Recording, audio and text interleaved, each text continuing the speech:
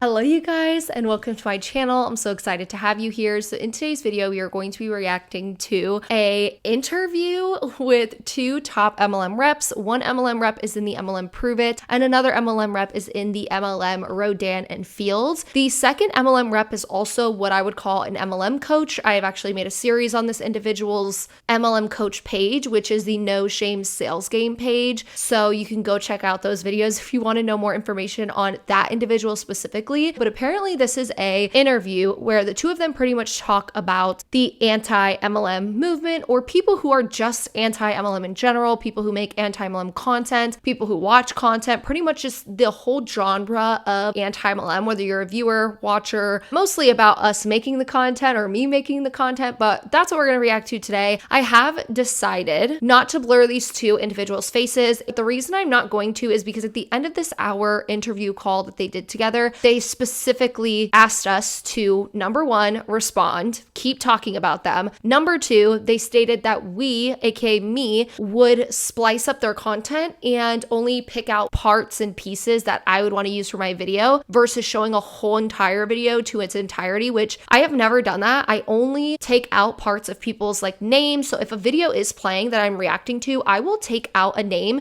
if someone says someone's name and all of that, because I don't want any identifying information about people on my platform. That's just what I decided to do when I started to make content. And I want to put a little disclaimer out there that because I'm unblurring them, I definitely want to say, please do not comment about these people's looks or anything like that. I will delete the comment if I do see it. And please do not go over to these people's Instagram pages or anything like that. If I do unblur somebody, I just don't want anyone coming from here and going over to their accounts and doing anything like that and commenting on their stuff. And please watch until the end because I have a big announcement to make about my personal life. I did go and talk about it in the community tab, but I figured I'd wait until the end of this video so that there's no more disclaimers and stuff. But there is going to be a part one and a part two to this. It's an hour long and I have a lot to say and a lot to react to that I put in my script. So it's probably going to be a very long reaction for part one, which is why I didn't want you guys to have to sit here for 2 hours for just one video. So let's listen. Hello.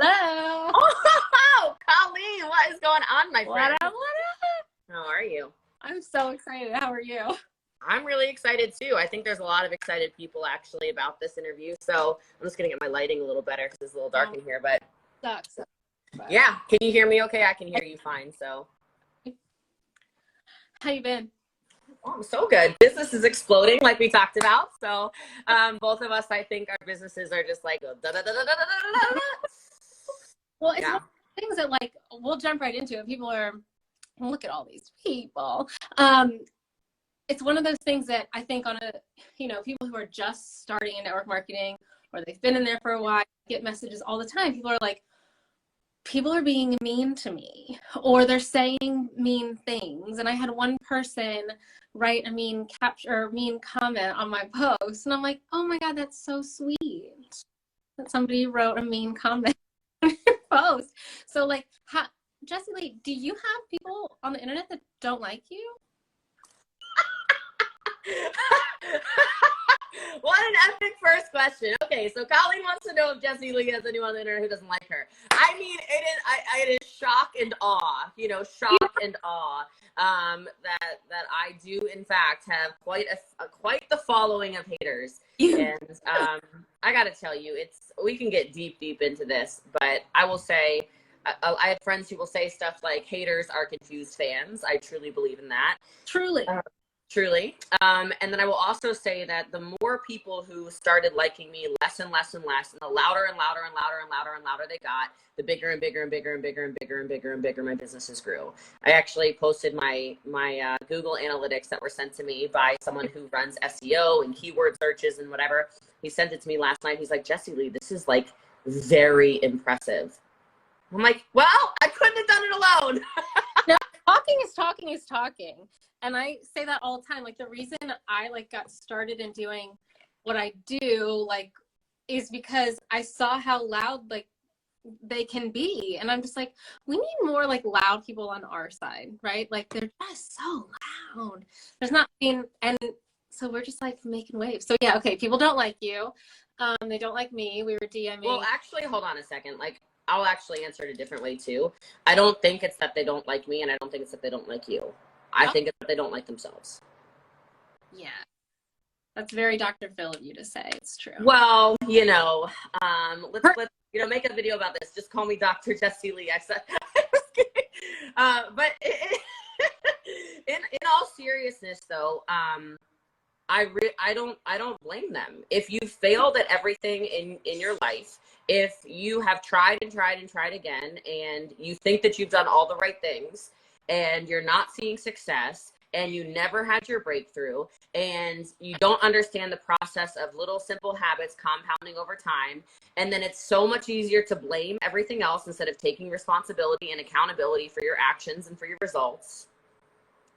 Yeah, I would probably blame you. Okay, so that is off to a great start. So let me just talk about the hate comments. So I get really curious when people state hate comments, and I question, is it a hate comment, like someone is truly attacking you, or is it a comment where someone is bringing something to your attention or critiquing something? I get critiques on even my YouTube videos where someone will tell me, hey, something was up with your mic or something was up with this, and critiquing does really help me. And the people who critique me and give me constructive criticism really do help me grow. I had issues with my mic I think it was like a year ago at this point, and because of people commenting, I was able to fix that. That is something that is really helpful, but a lot of people can look at constructive criticism as hate. But if these people are getting hate and you are leaving hate comments do help creators. Hate comments is just another comment. It's more engagement, and social media platforms thrive off of engagement. So the best thing that anyone can do if they don't want to help someone's engagement is to not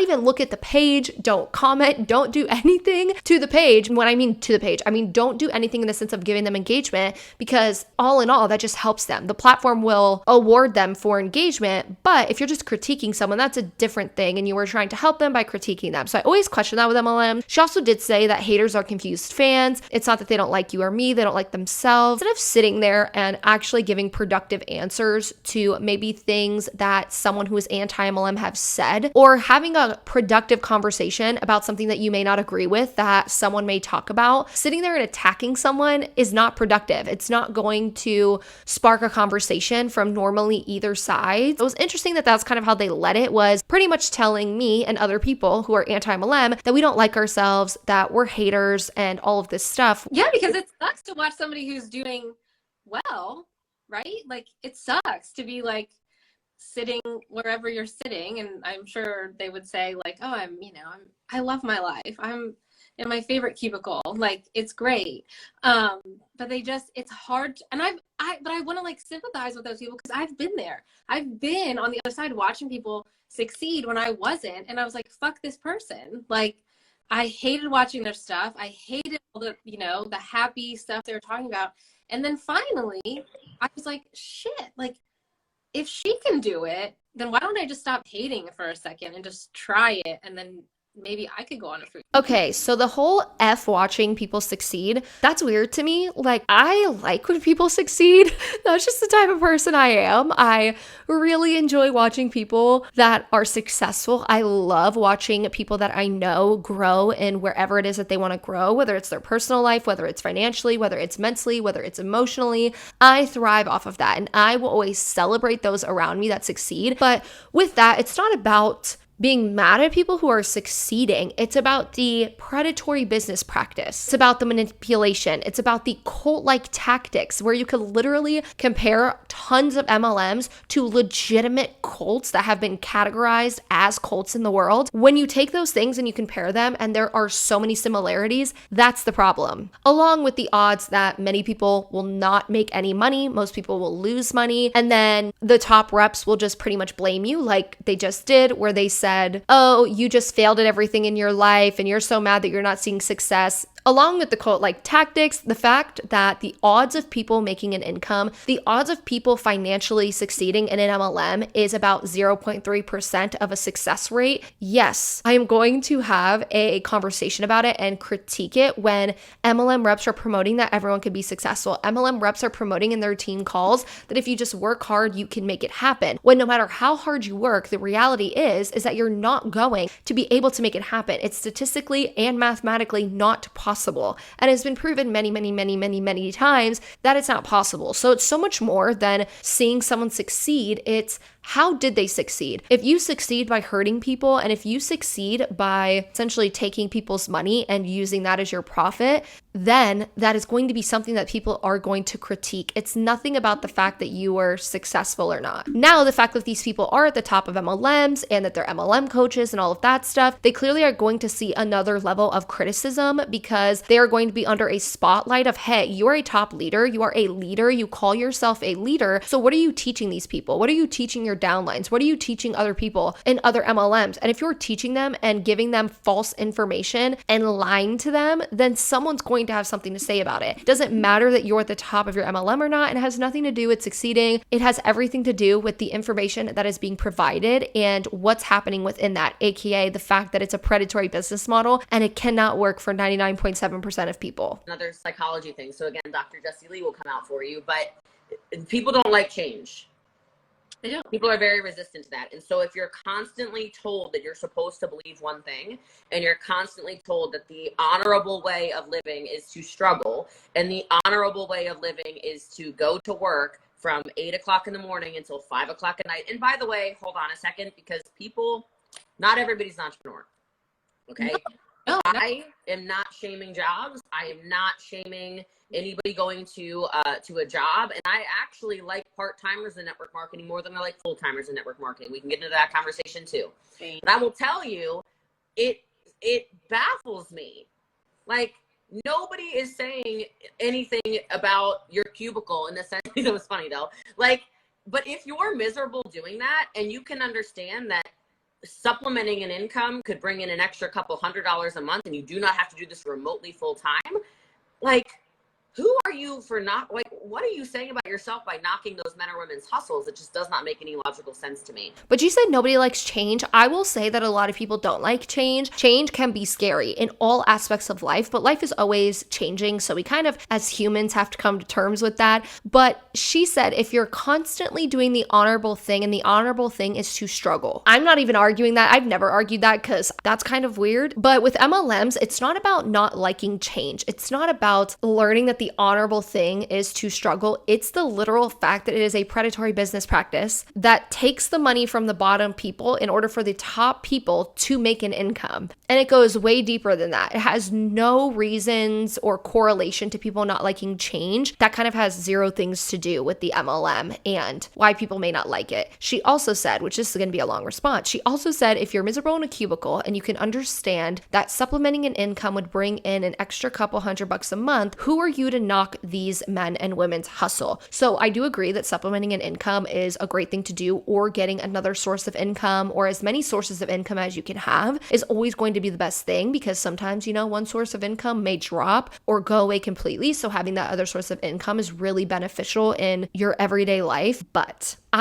from my experience, this is just my experience, I am someone who did an MLM for years. I worked long hours. I hopped on all the team calls. I did some team calls myself. I did all of the power hours. I did literally everything in the handbook that you need to do when it comes to being in an MLM. And even after all of that, when I was exposed to the truth, when I allowed myself to see other perspectives and to do the research, and I was exposed to the fact that MLMs don't do this. MLMs don't provide supplemental income for the average person in an MLM. And I know for me, when I left my MLM, I literally, after 2 years of working endless days and nights and doing everything a top rep has told me to do, I lost an overall $5,000 or a little bit more than that. I didn't calculate everything. Some stuff I probably forgot, but in general, $5,000 or more dollars is what I lost. So when I looked at these statistics and I seeked out that information on MLMs, I found out that most MLMs don't provide supplemental income. And when you talk about the FTC and the fact that they say that most people don't make money and they lose money,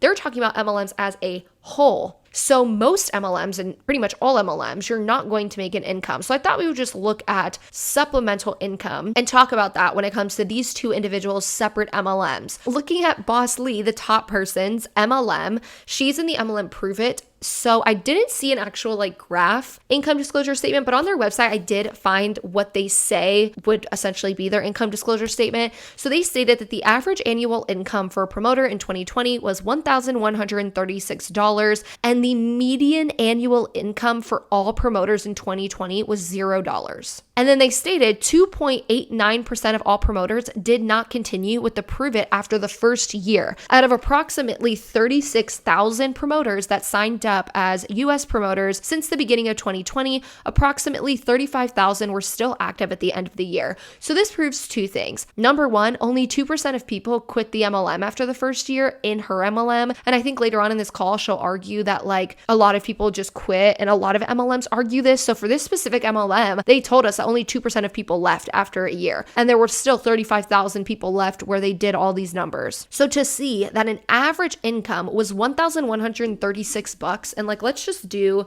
the math on that. So 1,136 divided by 12, that's $94 a month. And if you're buying products to stay active, you're in the negative every single month. So you're not supplementing really anything in that MLM. And then the fact that the median annual income, which is the most accurate number, medians are always better than the actual average number. The median shows $0. So that says that supplemental income, an extra $300 or $200 or $100 isn't really even possible in her MLM based on their income disclosure statement. Because in a couple minutes, they're going to talk about that and how you can make $300, or wait, what if success isn't even $300? What if someone says success is $50? So I always call this person No Shame Sales Game. So I'm just going to keep calling her that. That's kind of how I talk about her. But No Shame Sales Game, I believe, is in the MLM Rodan and Fields. So she also does MLM coaching where she has, I believe, around 3,000 members in her coaching thing. That is $365 a year. So when I did the math on that, she makes over $1 million just on her MLM coach side of doing MLMs. But with her actual MLM, she's in Rodan and Fields, and it states that the average paid consultant earned $462 annually. Average consultant earnings show the average earnings of all consultants who were paid in 2020. So if we do the math on that, that's $38 a month. Not even enough to fill up most people's gas tank with the gas prices rising. If the argument is that we should not knock someone for just making extra income, who is making extra income or supplemental income after looking at income disclosure statements and what the FTC says and what the AARP study says or what the John M. Taylor study says? Like, who's really making money in these MLMs? Just a small percentage at the top profit or make a livable wage. And then if we go deeper into that, we ask ourselves, how is that money being made? The people in the MLM, how are they actually making that money? When we break it down, the people who profit in MLMs or make a livable wage are normally at the top of the MLM every single time, the people who are making the most. That's why when you look at the graphs on the income disclosure statements, the people at the top make the most money, and then those people normally have very huge teams. So with being at the top, in order to be in that position,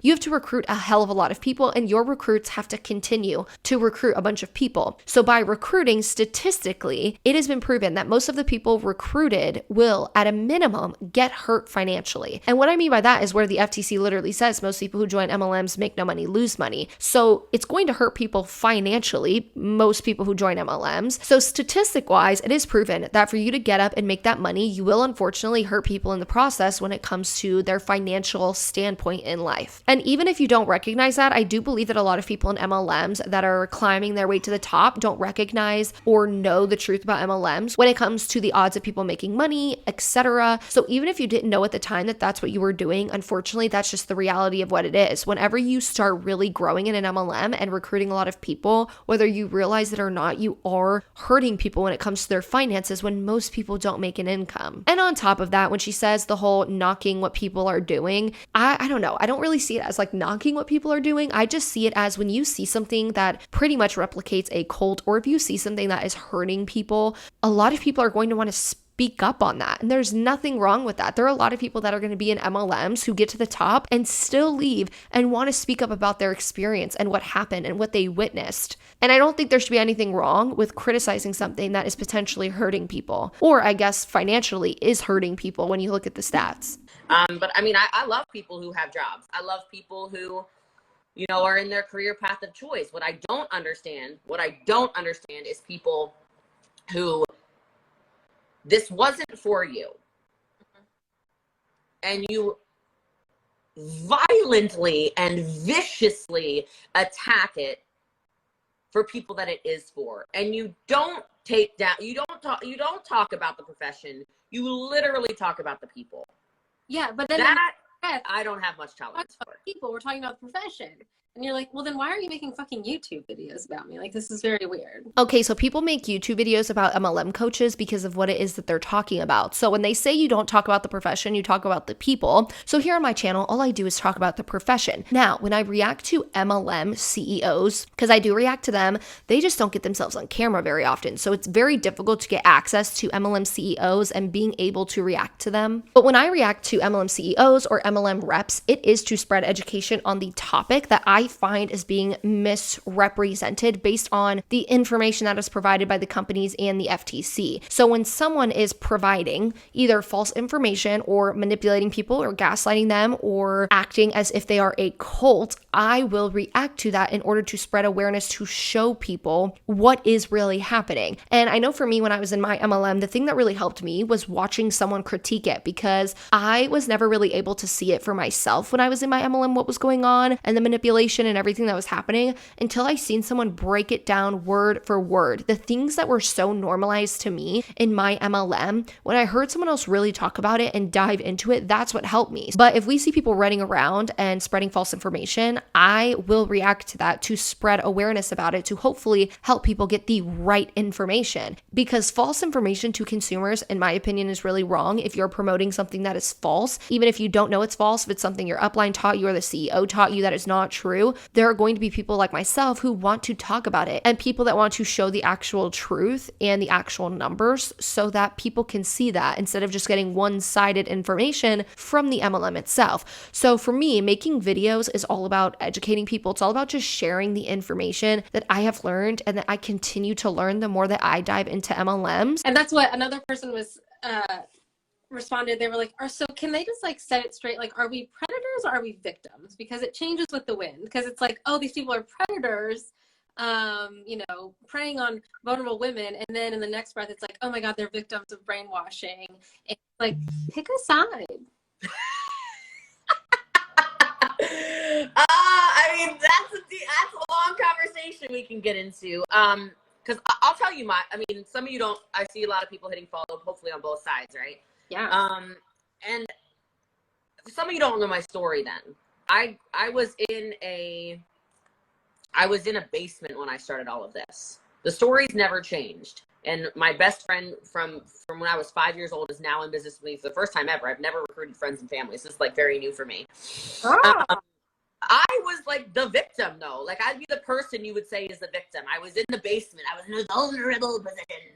My car didn't work and my lifestyle was terrible and I couldn't go out with friends. It was like, as soon as I took control over that and I said, wait a minute, so it's just a sales model. All I have to do is sell.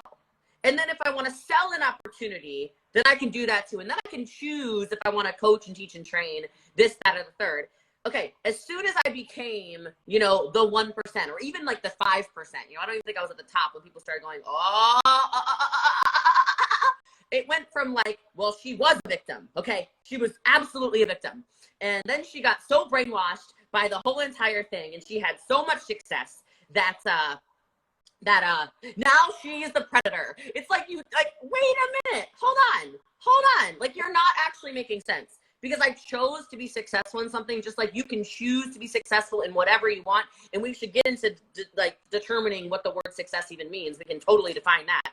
But like, you can't say both. You can't tell me I was a victim 11 years ago, and then now I'm the predator because I've had a good experience due to my work. It doesn't make logical sense. But we're not really speaking to logical people, so there's that. When it comes to predators or victims, I can actually explain that, or I can really explain the victim to predator pipeline is what I will call it. So when we break it down, this individual said that when she first started, she was struggling. She couldn't pay, I think she couldn't pay her rent or something like that. And then she was living in a basement, etc. So someone probably preyed upon that. And they probably looked at her like, oh, she's struggling financially. She needs this, because they go after individuals. Like, individuals who are in MLMs are taught to go after those people. They They may not recognize what it is that they're doing, which is going after vulnerable people, but that is what they are doing. So let's break down vulnerable. So a vulnerable person is a person who's susceptible to physical or emotional harm, which people who are in situations where they are struggling financially, emotionally, physically, any of those LEs, they are people who are in a very vulnerable position and can be victims of a lot of terrible things. But with joining, when you join an MLM, who is it benefiting? It benefits that top person, and it benefits the person that you are signing up with. They are going to make a cut from that. And if you are a top rep in an MLM, you're going to have literal pyramids of people that are making you money by you sitting on your buttocks. So with joining, you are benefiting the top person while taking money out of your pocket when you're already struggling. Once you start to grow in an MLM, it is taught that you need to recruit people. And that is where you get into an issue when it comes to multi-level marketing companies. So recruiting is a very normalized task in MLMs. It was normalized for me. It was normalized for everybody that I knew when I was in my MLM. And recruiting people in the end harms most people. So with this, when I say harm people, I'm talking financially. It does harm people in other ways. I have 80 videos of MLM horror stories. It has harmed relationships, family. It has harmed people when it comes to their mental health. Literally people that have had to go to therapists because their MLM brought them to that degree of their mental health being in the gutter, I should say. Their MLM made their mental health that way. So an MLM could really affect your everyday life in so many more ways than financially. But when I talk financially, that's a thing that I can statistically prove, okay? So that's what I'm going to talk about, even though I know that people in MLMs can be harmed in so many other ways. So when you're recruiting people into a business structure that has been proven for most people to lose money and make no money,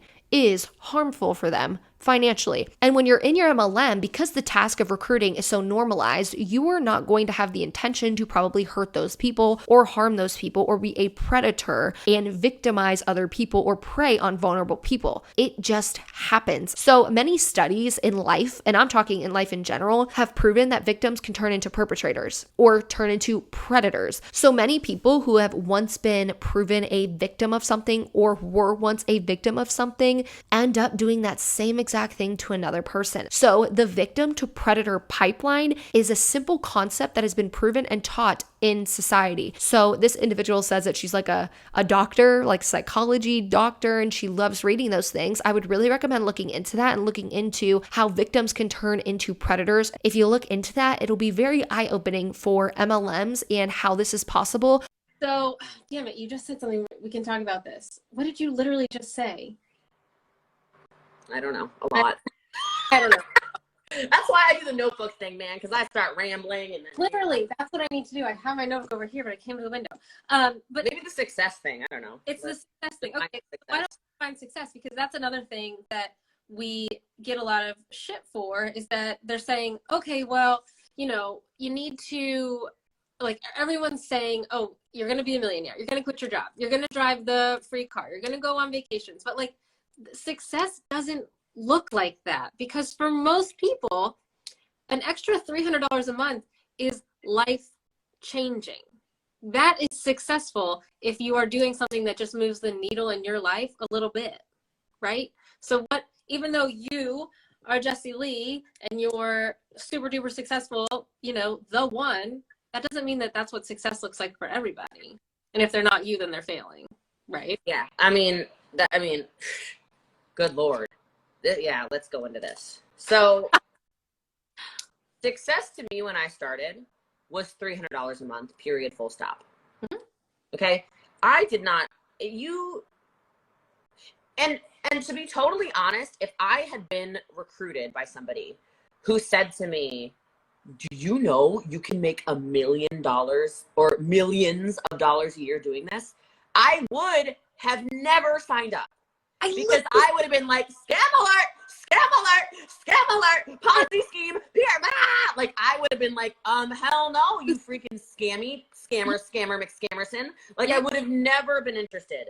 My interest level was I cannot pay my bills. I'm getting my rent increased by $300 a month. I have 1 month left to make an extra $300 a month. My job, I cannot get a $300 a month raise like this. It's not a thing.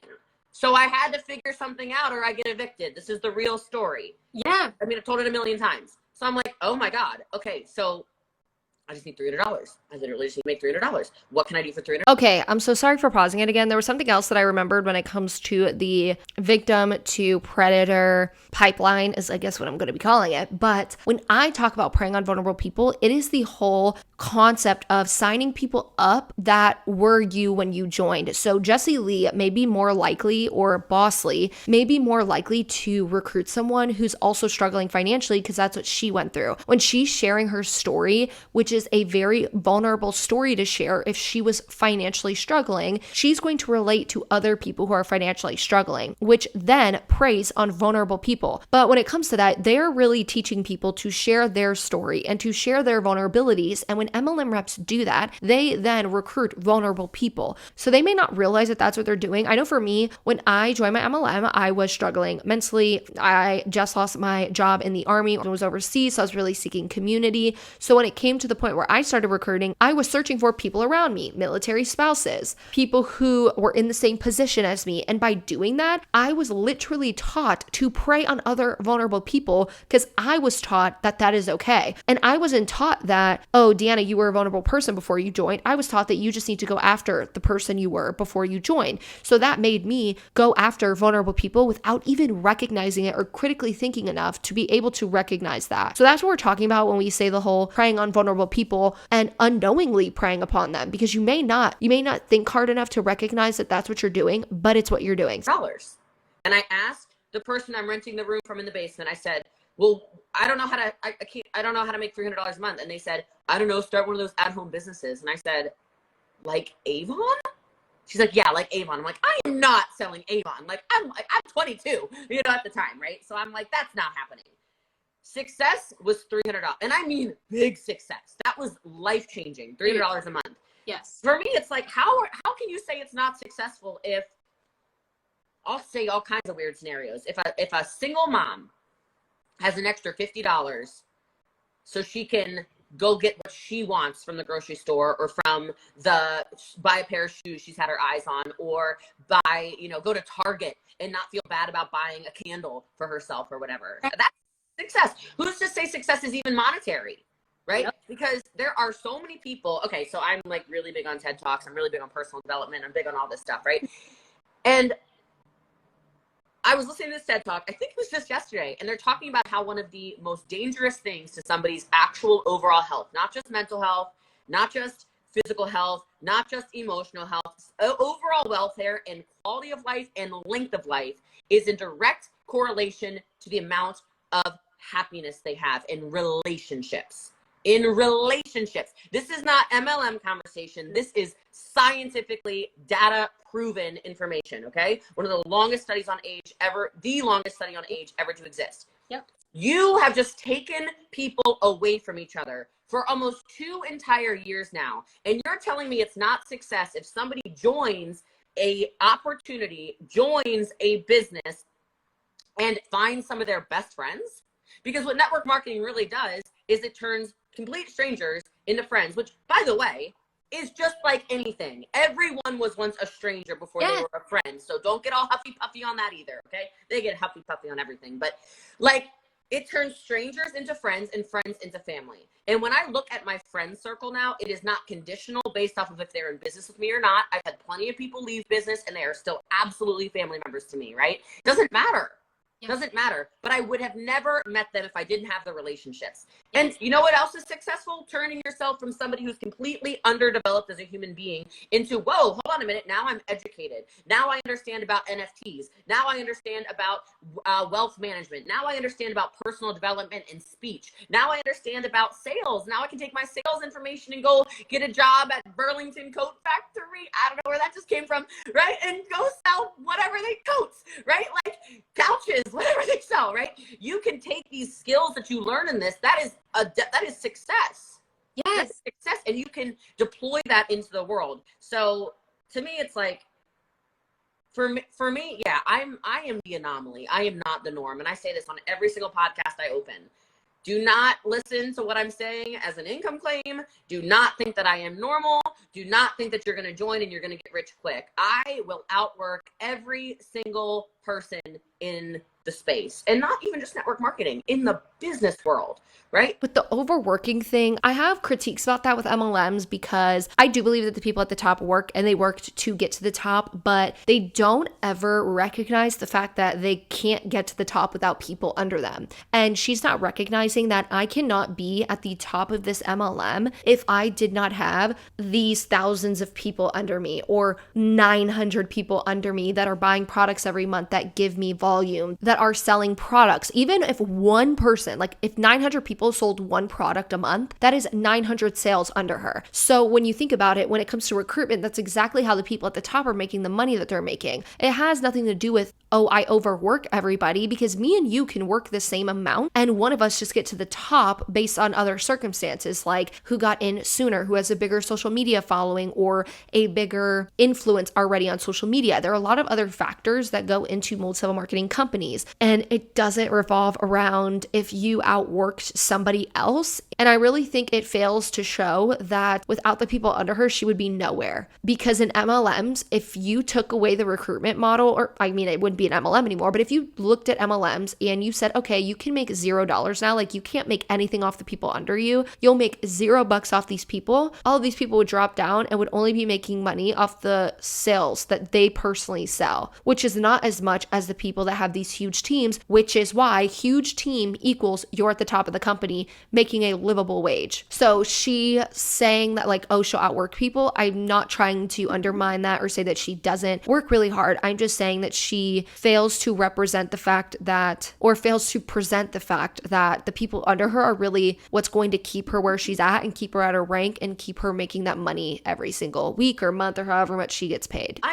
That's just my DNA. Yeah. So what success is for me is different than you. Yeah. But it's different than all the people watching this as well.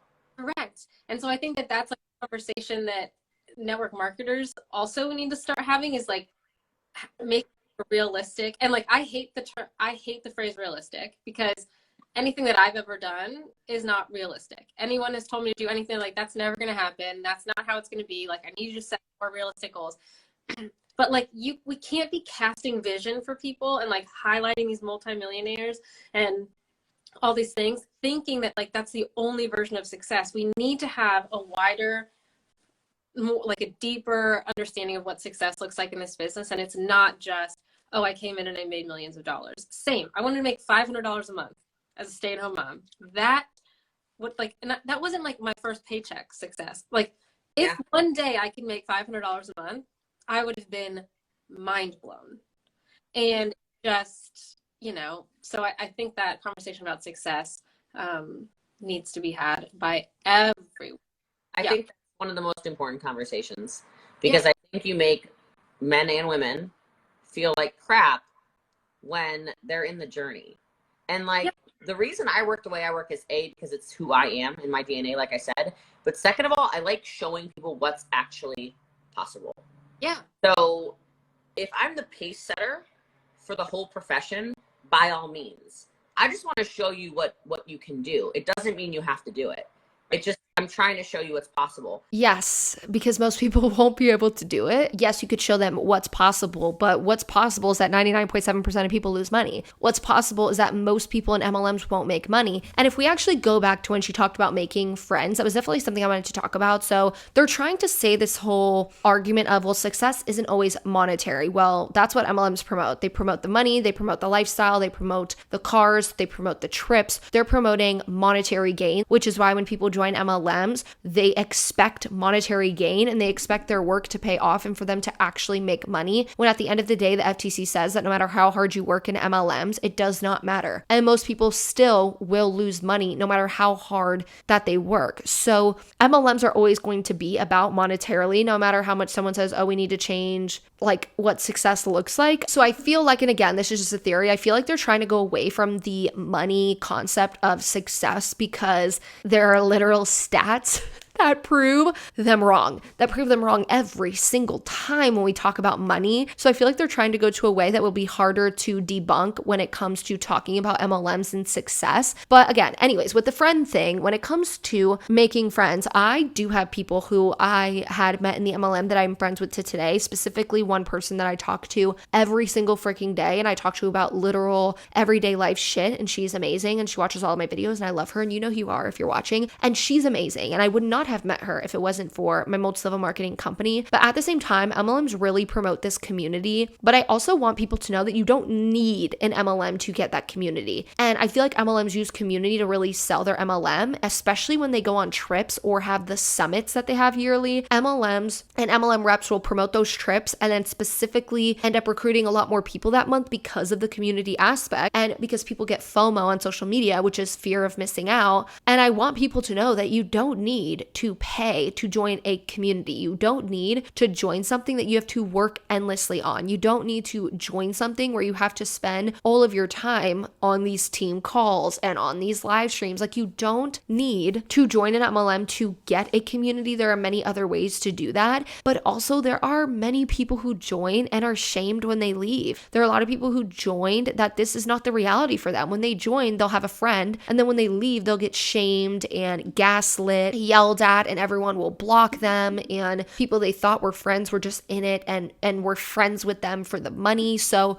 when a lot of people are leaving these MLMs and speaking out about their stories, they don't have the same community that was sold to them. They don't end up getting that same community. The community in MLMs ends up most of the time very, very conditional. And that's the sad thing about MLMs and the fact that they promote community, because it is really conditional with most people in MLMs. Again, not everyone. There are going to be people that get in it and they are friends with everyone, and when they all leave, they'll still be friends with those people. But for a lot of people who speak out about MLMs, this is a huge thing where they are never friends with those people again because it was very conditional. And again, I want to emphasize that you don't need to join an MLM to get that community and to meet people. There are plenty of ways to do that on social media and other ways to do that even during the whole COVID thing, because she did mention that earlier, that COVID took away our access to friends and stuff like that, or meeting people in person. So there are many ways to do that virtually. But to what you just said is so important, so I want to back it up to that. Too many people, and I'm talking about leaders now, because I know there's leaders watching this right now that are probably like hiding in the shadows a little bit. It's cool, we see you, it's all good, boo. Well, we don't see you, but we know you're there sitting in the wheat fields, okay? Like hiding behind the bushes. It's cool. I'm gonna listen, but not. Yeah. If I could give you any directive, please start sharing the stories of very much so real people, and very much like your highlight from the other. I was like, oh my God, girl, you gotta save this. Like, it is so important that people hear real stories. And it is so important people understand that supplemental income in not even just 2022, but we're in 2022, is so important. And I post stuff intentionally. Like for me, I go to a gas station, I don't care what the price is. Okay. I just don't. It's just a stage of life that I'm in, right? I drive supercars. You shouldn't be driving a supercar if you're looking at the pennies on the whatever. That just is not logical. Okay. So, but I sit there and I still post in my stories the gratitude for being able to fill it up, regardless of what the price was on it. Yep. And the reason I do that is because when I started this, this is like, people, the girls who get it will get it. The girls who don't. Something I want you guys to think about when they're talking about this is the fact that they literally said success isn't all about money, but all they talk about is money. And that's the thing with MLMs, is that all that surrounds MLM is talk about money. That is it. That's what leads people to being at the top of the MLM, is money. That's what leads people to go on the trips and to go on and get these car incentives and all of that. It all revolves around money. So money will always be the main talk with MLMs, and is why most of this call is talking about it. But then when she says, oh, it's really important, like supplemental income, it is. But your MLM literally says the median annual income was $0. So you're not giving people, unfortunately, most people in your MLM supplemental income. So that's the shitty thing. Like, that's what I try and show people, that if you're promoting, oh, you can make $50, you can make $100, you can just make supplemental income. Why don't you just show them the stats? Why don't you just show them what your MLM is saying? That's the issue that I end up having, because I feel bad when I see these things being said, and I know people don't know what to Google, and they don't know to look at income disclosure statements, and they don't know what income disclosure statements are when they go to join an MLM, but they're being told they can make all this supplemental income when the odds are like a 0.3% chance of them ever really being able to make even a livable wage or to make extra money in general. And then with the Rodan and Fields income disclosure statement, that was $462 annually. So that was like $35 a month. After buying products, even after buying your starter kit, you're barely in the positive that year in your MLM. So that's like why I have an issue with this whole supplemental conversation or supplemental income conversation, because how they're saying it is not really reality of what's happening. When I started, I was driving a Ford Focus ZX3, like 2001, and it was like the ugliest color. It was a stick shift. It was manual because it's cheaper when it's manual, because a lot of Americans can't drive manual, right? So, and I'm from Maryland. And in Maryland, we have the Appalachian Mountains. I don't know if your face is telling me you didn't know I'm from Maryland originally. So, yes. Yeah. So, I'm from Maryland. We're from the mountains, Maryland. And I would throw the car in neutral and coast down the hills to save gas money. And my brother was always like, you're going to blow out the transmission on that thing. I said, I don't care if I can roll up and get like an extra 10 miles on this tank of gas. I never got to fill up a tank of gas. I never got to do that. Yeah. Never. So when I go and I do fill up a car now, I do take the photo, because my gratitude, I still go to that place of, damn, I remember exactly what it's like to lie to my friends and say, no, I can't go out. No, we're not going. I'm just really tired. I wasn't tired. I was broke. Mm-hmm. Right. And I remember what it was like you don't know if your car is going to turn over and start or not. I remember what it was like to have to get really creative in carpooling to get to meetings in Maryland, which is not a big state, but because I didn't have money, I had like $5 to contribute to a gas pool. Mm-hmm. Like, that's where it started. So if you look at the whole picture of what success is, yeah, you're right. It started out as $300 a month. And then when I was like, oh, I can make $300 a month. Hold on a minute. Okay. It went, can I make 5? And then I made 500. And then I went, can I make 1,000? Wait a minute.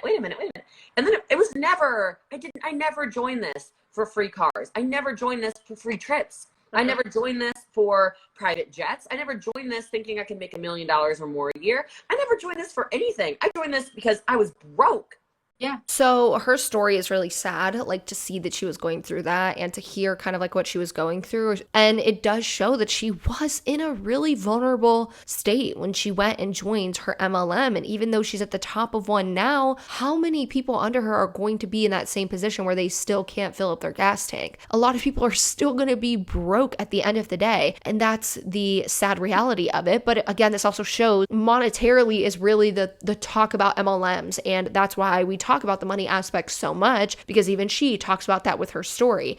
And when she said that she didn't join the MLM for trips and all of that, a lot of people do, because it's promoted that way. That's why if you guys pay attention to when they go on their trip, any trip, whether it's summit or like going to a different country or whatever, they will promote that community so much. And then they will end up recruiting a crap ton of people that month because of that, because of showing the trip, because of selling the lifestyle, because of showing the life that they live, which makes people assume and perceive that they could do that too. Because they're not showing the stats every single day. They're not saying, hey, I can fill up my gas tank, but most people can't who's in my downline. So it is, again, really sad that she went through that. And I'm glad that she is out of that space. But how many people under her are going to go through that same thing? And it may be shitty to have to look at it that way if she's watching this video, which I doubt she is. She said she doesn't watch these things. But if she is watching this video, it may suck to have to like think about that. But that is the reality of a lot of people's downlines. And I felt like I had no other option. There was no Uber Eats when I couldn't Uber Eat anyway because my car couldn't make it to your house.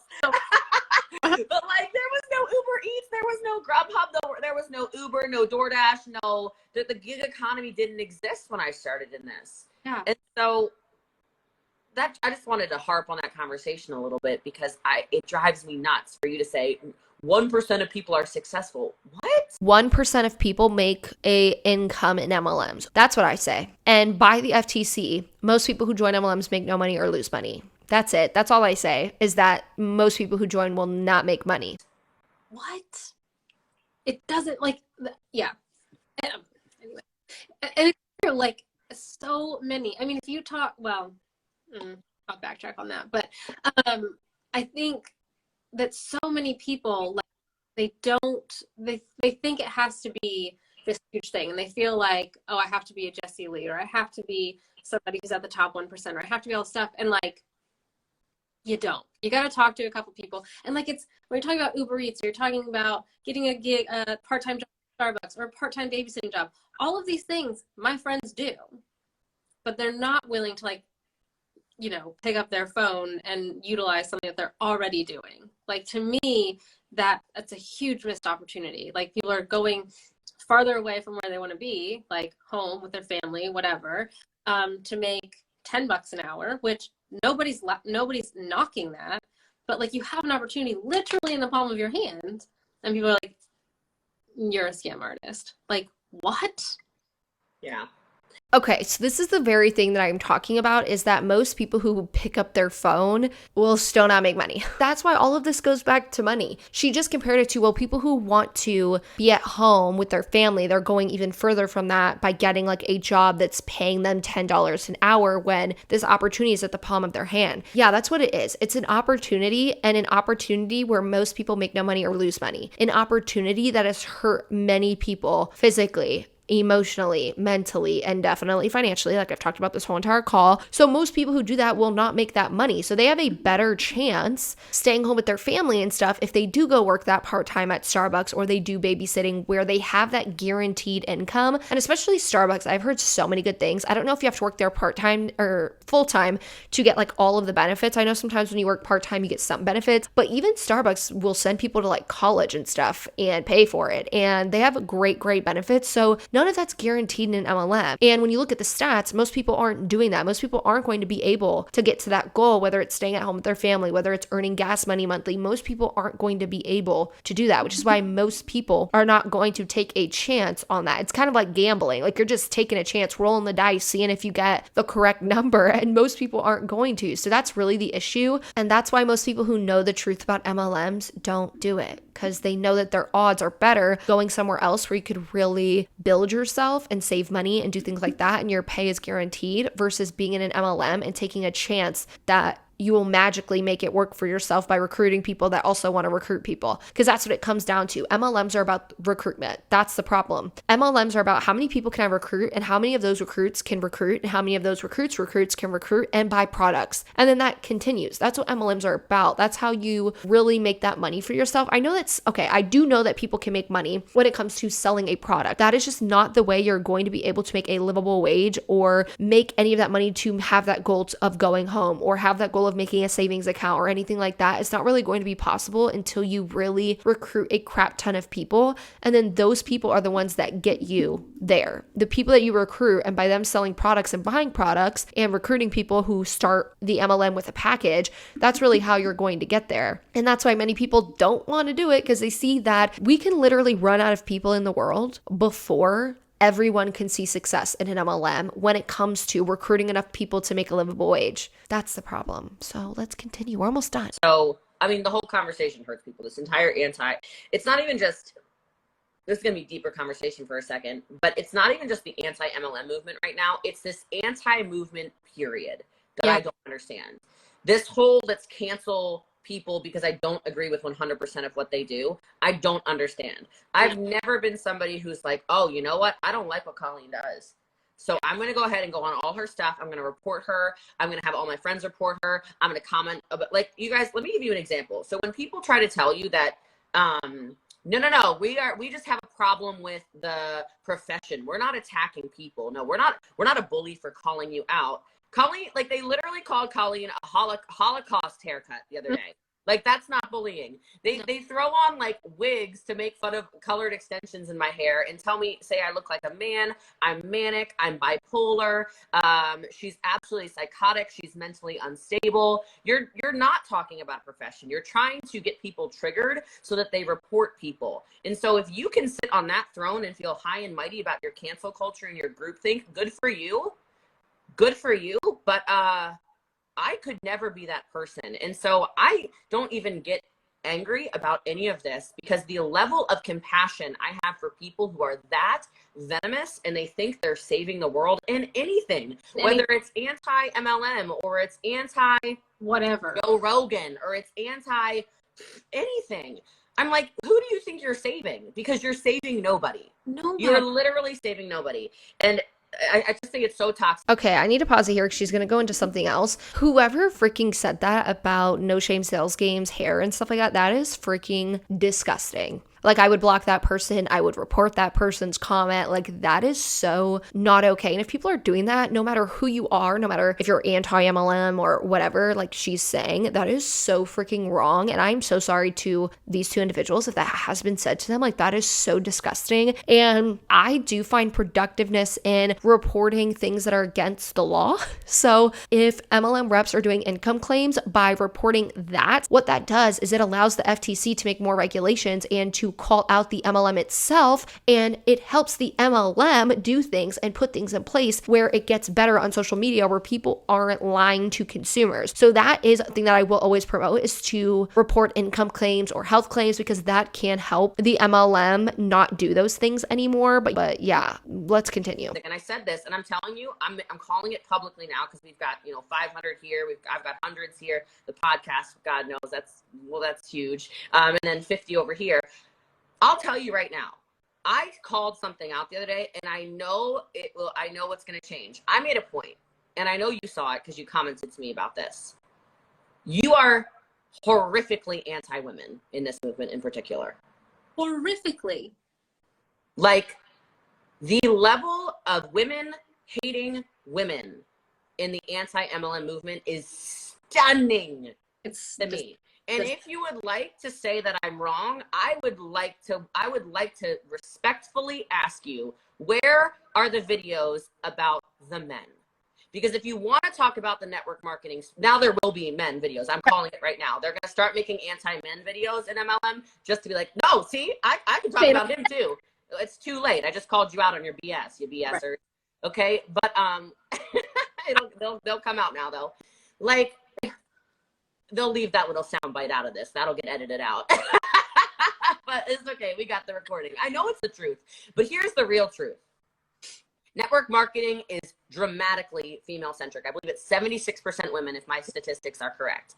Mostly women. She just said that 70-something% of people are women in MLMs or identify as women. That is why many women are talked about. They are not just targeted by multi-level marketing companies, but women are the main people in MLMs. So when we talk about MLMs and what's being promoted, the company is telling women to do things and women are going and doing them. That's the reason why a lot of content that is made is going to surround women and talk about women, because women are the largest target of multi-level marketing companies and the largest group of people in MLM, meaning the conversation is going to be around women or people who identify as that. Like, to me, it doesn't even matter like someone's gender. I'm going to talk about something no matter who it is that is saying it. It has nothing to do with being anti-woman. While a lot of MLM reps are women, most MLM CEOs are men. So speaking of that, I've done like a decent amount of deep dives talking about men. So in my deep dives, I not only dive into the company, but I dive in the beginning right into the CEO, who they are, how they got into the MLM, how they started it. If I find clips of the CEO, which is very hard to find on social media, if I do find those videos, I will post it. Even recently, I did a Vema deep dive. My Savvy team calls that I did recently, I think I did 2 in the past month, were literally mainly done by men. So there are content about men. There's a lot of content about men. It's just that most women are the ones in MLMs, are the ones targeted. So they're going to be the ones that have most of the conversation or are being talked about the most, because it's a literal proven fact that most of the people who are in MLMs are women. I am not anti-woman. I'm not anti-men. She said, oh, people are going to make anti-men videos that are anti-MLM. It has nothing to do with being anti-men or anti-woman or anti-freaking whatever you identify as. It has nothing to do with that. It just has to do with the fact that you just said mostly women are the ones in MLMs that we see doing things on social media. It has nothing to do with the fact that I'm anti-woman or whatever. It has nothing to do with that. Now, women are natural sellers. 80% of purchases made in a household are decided upon by women. Women shop, women sell, women buy. It is very natural because we are talkers. This is all the way the female brain works compared to the male brain. Okay? You can You can look up science studies. All right. It's dangerous when you offend a smart woman. Right. So anyway. All right. So 76% of women, if you look at the businesses where men are making a lot of money, because it is true at the top, there are a lot of men. A lot. Okay. I'm on every single stage, every single time, all of them, surrounded by men with these gigantic checks. You look at the Network Marketing Hall of Fame, the $1 million a year earners, it's man, man, man, man, man, man, man, man, woman, man, man, man, man, man, man, woman, woman, man, man, tons of men. Men, I will tell you, are the ones who solely recruit. Men. Yup. Men are the ones, it's their nature to be very, very boom, instant driven, action driven, get the result, be done. Okay? They're recruiting however many legs they need, whether that's 2 or 3, generally speaking. They'll get 2 recruits, 3 recruits. They'll stack whatever they need to stack.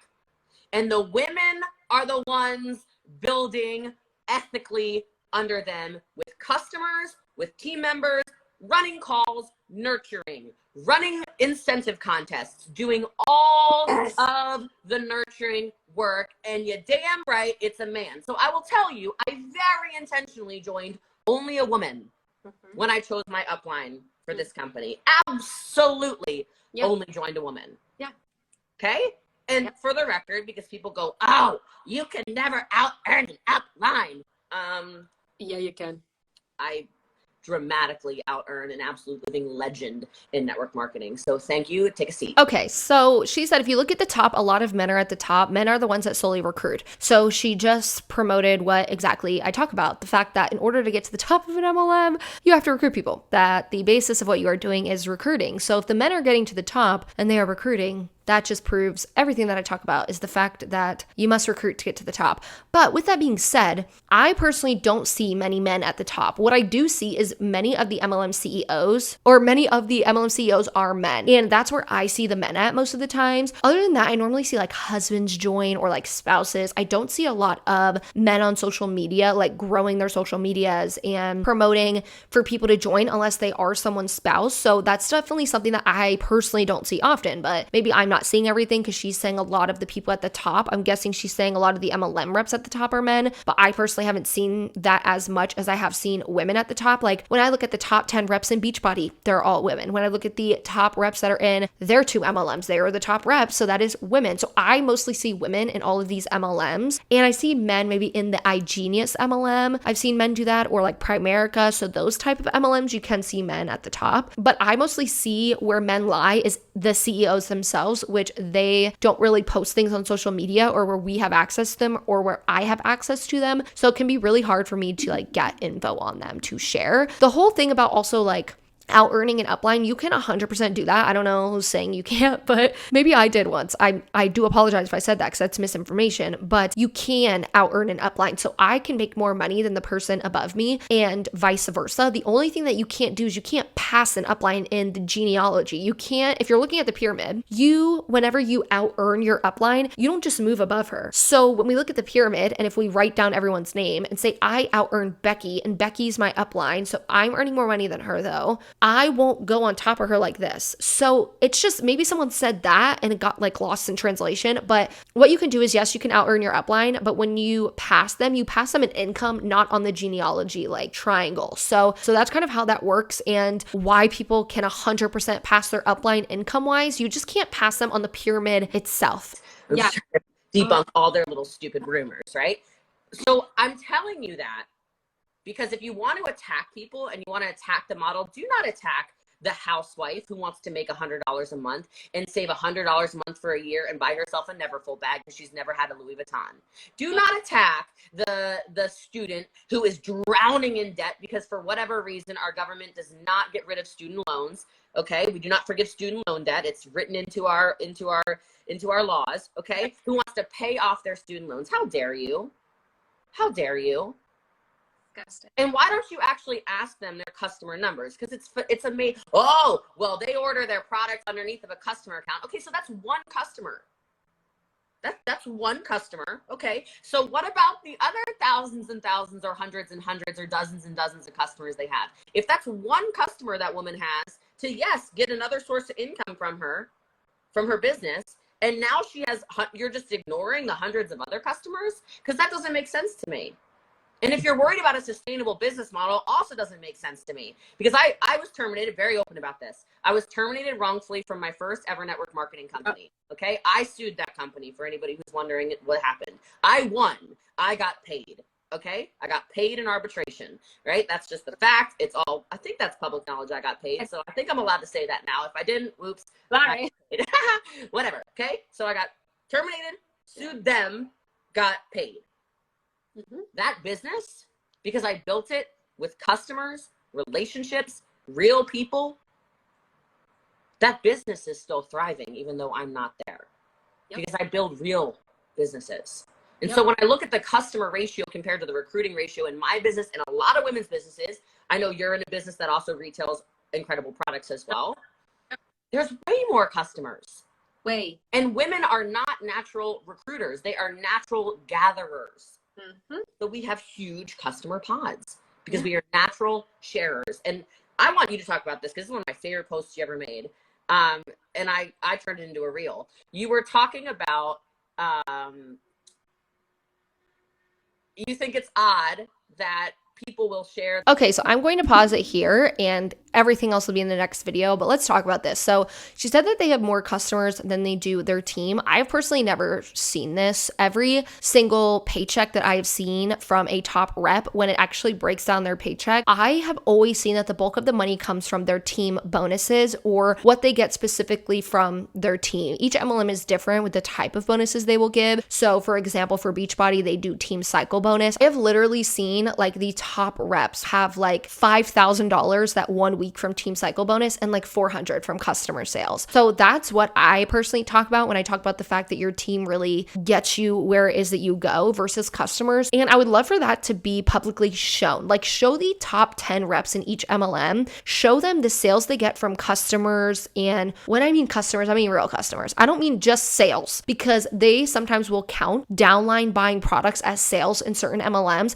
I'm talking about when people have a customer account with the MLM, what are the actual customers buying versus what are the MLM reps making from the people that they signed up to be distributors, and what are their bonuses and commissions they earn off their reps' sales. So those would be things that I would want to see, is those two separate columns of customers with customer accounts, how much are they earning every week or every month, and then when it comes to actual distributors, what are they earning all in all from them, whether it's by team cycle bonus, whether they are earning that from their team buying products, etc. I would love to see really the difference, because every single income disclosure has proved that in order to get to the top and make a livable wage, you have to build a team. And by building a team, that's how you make your money. Like, that's really the bulk of where your money is coming from in most multi-level marketing companies. Now, most multi-level marketing companies have things like PV or monthly PVs that you need. Sometimes they're $50. Sometimes the monthly PV, meaning you need to buy that amount of product a month. Normally that could be from like 50 to $100, depending on the MLM it is. So most MLMs will have that where you have a PV so that their reps continue to buy products, which shows sales are being made, not just people signing up to be recruited into an MLM. So that's why I'd want to see those separated, because of the fact that so many reps are going to be buying the starter kits and buying that PV amount each month. And I would love to see the difference between the two. That's going to be all for part one. There was so much. I'm so sorry, you guys, for talking so much. I'm going to do a part two. I probably won't film that today. I'll probably film it tomorrow, and hopefully I can get it up for you guys tomorrow. So a little bit of an update from me. I actually got hired to be a mental health tech. It is definitely the route I want to go in life. I talked about it on the community tab about going for my master's to be a mental health counselor, and the fact that I looked for a mental health tech job that can really give me that experience in that field, but also allow me to use my education and apply that personally. So if I don't respond to your guys' comments today until I get home, today is my first day of orientation. So I will be gone from like 8 to 4 or something like that. So when this video goes up, I will not be available, and I'll probably be able to see it on the lunch break or whatever. But yeah, that's happening. So bear with me, please. Content is going to be maybe a little bit slow. I'm going to try and keep up with the content amount that I have out right now, but with orientation next week, it's going to get a little bit crazy, and me having to really go through that adjustment period of having a full-time job while content creating again, that's going to be wild. So with that being said, look out for tomorrow's video. I will probably post part 2 tomorrow, hopefully, if not Wednesday, but it should be tomorrow. So definitely leave your like and a comment. I would love to know what you guys thought about this video. And we have a lot more we are going to talk about tomorrow, a lot more wild things that we're going to be talking about tomorrow that I'm interested to see what you guys have to say. So let me know in the comments below what you guys think, and I will see you guys in part 2.